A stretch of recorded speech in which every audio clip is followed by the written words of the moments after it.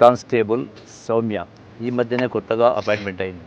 విధి నిర్వహణలో భాగంగా ధైర్యంగా సాహసంగా ఈ డ్రగ్స్ అంటే మాదక ద్రవ్యాలు గంజాయి సరఫరా చేస్తున్న వాళ్ళ సమాచారం వచ్చిన నేపథ్యంలో ఆ వాహనాన్ని చేజ్ చేస్తూ వెంటబడి ఆ వాహనానికి ఎక్సైజ్ స్టాఫ్ సౌమ్యతో పాటుగా కన్సర్న్ సిఐ ఎస్ఐ ఉన్నటువంటి వాళ్ళు ఆ వాహనానికి అడ్డుపెట్టి వాహనం ఆపిన తర్వాత ఆ దుండగులు ఎవరైతే గంజాయి సరఫరా చేస్తున్నారో వాళ్ళ వాహనంతో ఈ వాహనాన్ని ఢీకొట్టే కార్యక్రమం చేసి కింద పడ్డ సందర్భంలో మళ్ళీ వాహనం వెనక్కి తీసుకెళ్లి మళ్ళీ మీద తీసుకొచ్చిన సందర్భంలో ఆమె దేహం విపరీతమైన గాయాలు కావడం కారణంగా అట్లాగే లివరు కిడ్నీ కంప్లీట్గా ఆర్గాన్స్ అని అవి డ్యామేజ్ అయిన కారణంగా నిమ్స్లో అడ్మిట్ చేసిన తర్వాత డాక్టర్స్ కూడా అన్ని విషప్రయత్నం చేసిన తర్వాత కూడా దురదృష్టవశాత్తు ఆమె ప్రాణాలు వదిలింది. ఈ సందర్భంగా ఆమె జీతం పైన ఆధారపడేటువంటి తల్లి తమ్ముడు ఉన్నారు. తండ్రి కూడా చిరు వ్యాపారం చిన్నగా సంతలో మసాలా అమ్ముకునేటువంటి. మరి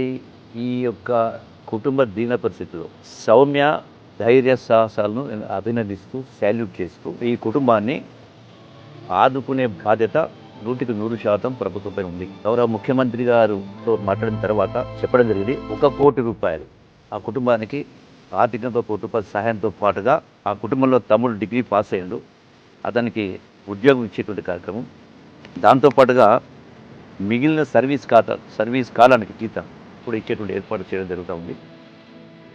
ఇది ముఖ్యమంత్రి వారు రాగానే ఇమ్మీడియట్గా వాళ్ళకు అందజేసే కార్యక్రమం చేయడం జరుగుతుంది.